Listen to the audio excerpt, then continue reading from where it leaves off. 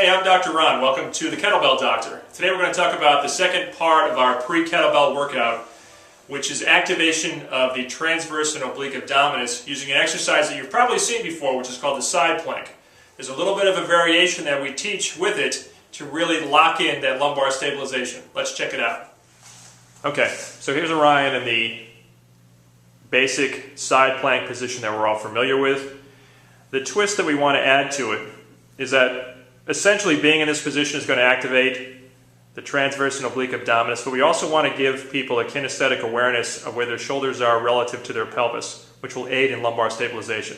So we're going to have the client or patient roll onto the left elbow and then roll up onto the opposite side.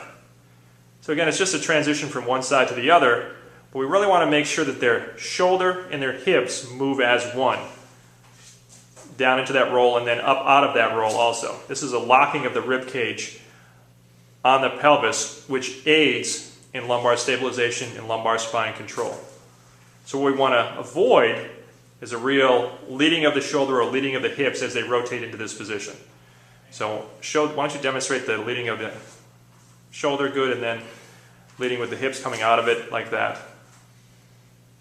If you see patients or clients that do this, you want to correct them on it and really lock it in there that they want to move those two things as one. Try it out and let us know how you do.